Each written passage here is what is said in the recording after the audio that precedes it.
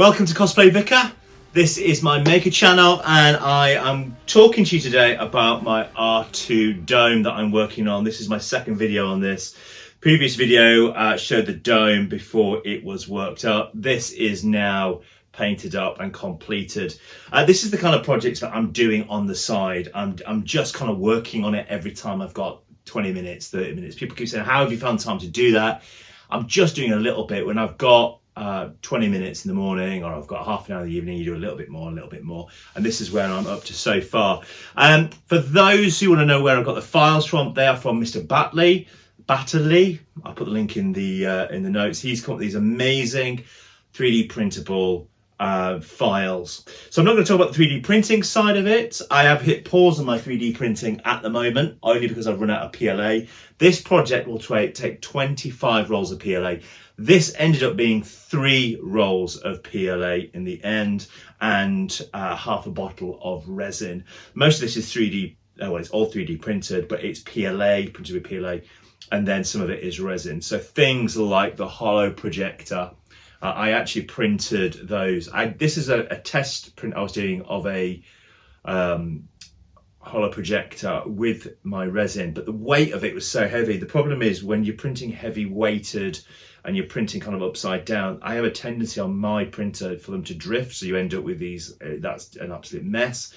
But if you just print just the end, it prints really nicely. So what I've done with my hollow projectors was I printed just the tips of them in resin, and then the kind of circular ball piece is in PLA, and I've put those together to make one piece. So you get a beautiful, nice, crisp hollow projector, but you don't have the weight of the resin, because that is very heavy. So this is actually pretty light.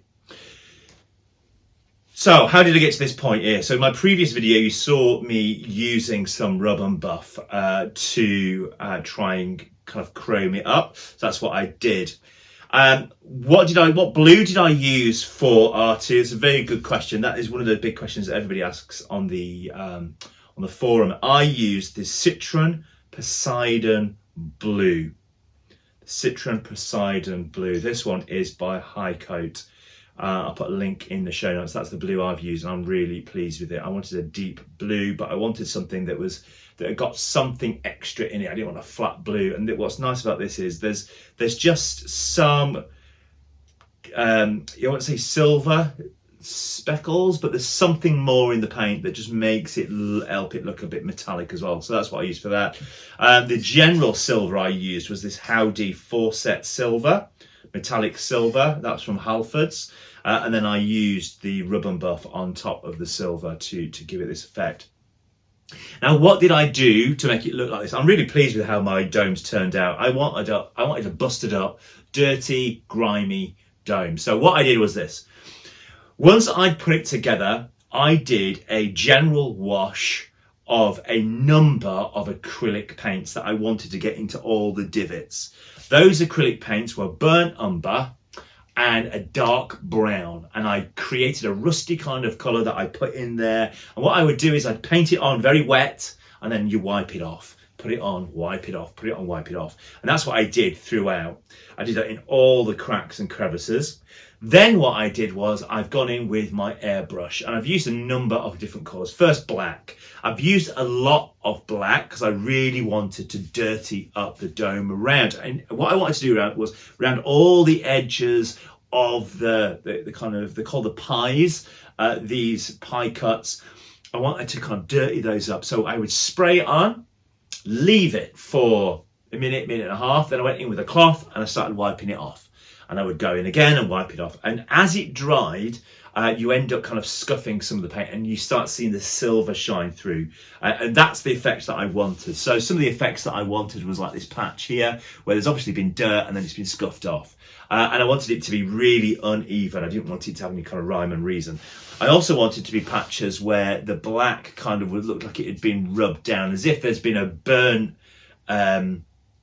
I don't know, a burnt cable in there at some point, and it's caused this charring, and somebody's kind of tried to dust it off. That's what I wanted to go for. So that was the black. I also went in with a burnt umber again, this time with the airbrush. So went in again with that. And what that did was it stops the black from looking black. It starts looking more like dirt. So I went across the entire thing. Again, once I'd done a covering, I would wipe it and wipe it. Sometimes I just kind of dab bits off. Sometimes just wipe it off completely and just built it up. And it took me about an hour of doing that. And things like the hollow projectors, I wanted the end. So if you look at the original R2s, the original R2 in New Hope, the hollow projectors were very dark at the ends, but you could see this kind of silver. These actually come from aeroplanes. So when you're on a flight and you kind of lean up to turn on the air, to blow cool air on you, that is exactly what this is. So I wanted these edges to feel like they were worn. So what I did was I sprayed them with the black and with the burnt umber, and then I went in with a cloth to kind of wipe it off the high edges. So that's how I've ended up with those like that. I then also went in on just the tips of these with an electric blue, just a light amount. There's something about the electric blue that for me, when you try, I use this on my Death Trooper. There's something about the electric blue that makes things look a bit more metallic. So that's, I used that on there as well and kind of wiped that off and put a bit more on. So that's the kind of effect that I've gone for, is this burnt, scuffed, almost episode 3 droid being in a craft, and it's been in some battle and it's been scorched. That's kind of the effect I was wanting to go for on my R2.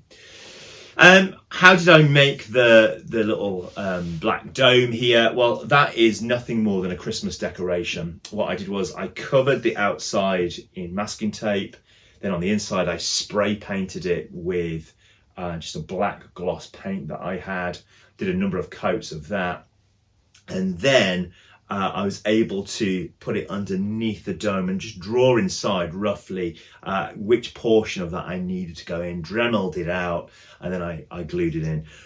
Good question, glue. Thank you for asking me. What glue did I use? I did not use CA glue. That is definitely a no-no when it comes to this kind of build.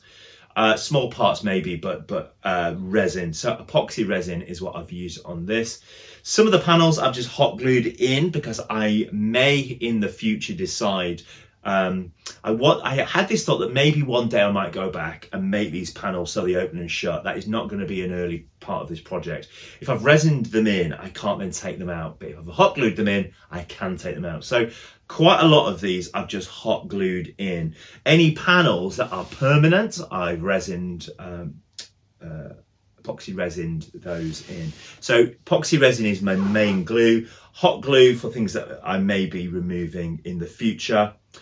And then the ring. So it's actually, you've got a lower ring, you've got this blue ring, which is your middle ring, and then your dome. These are then all bolted in. I've put bolts to kind of hold this all together, because essentially this will sit on top of my R2 body as one whole piece. So these are all separate rings that you print up and put together, and they're all held in with regular M5 bolts, as any R2 builder would use on this kind of project. So that's that.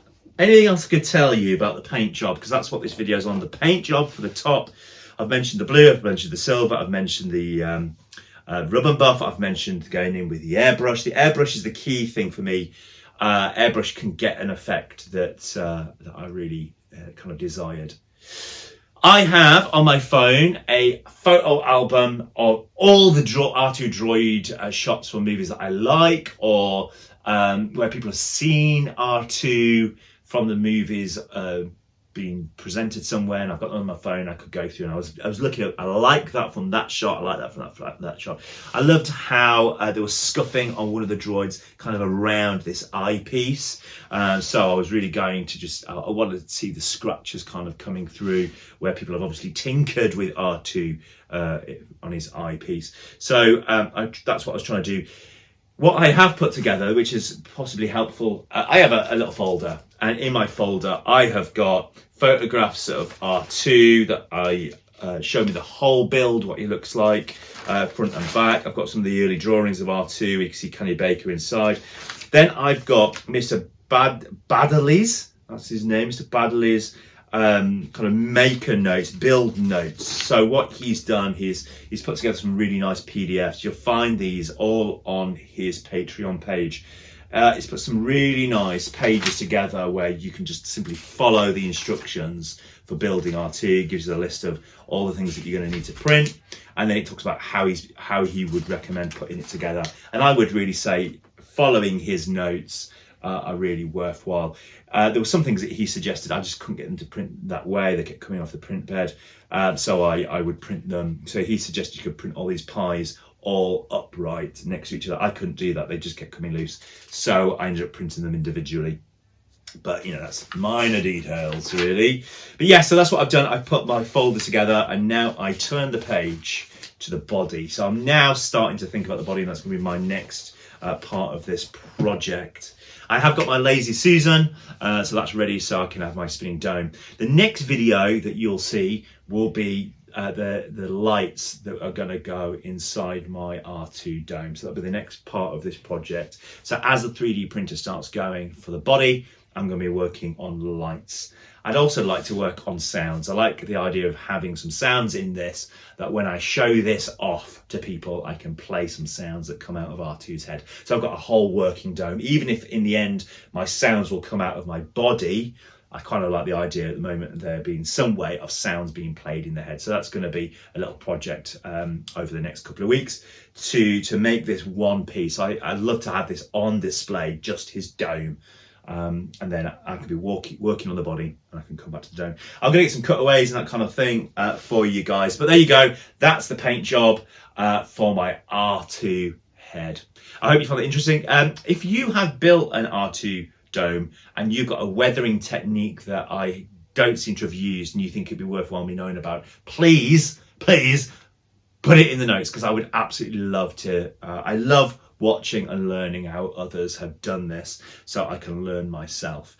So I would love to be able to replicate something that maybe you've done that you think works really well. So let me know about that. But there you go. I'll take some close-up shots of this for you guys. Until next time, enjoy cosplaying, enjoy R2, and we'll catch up soon.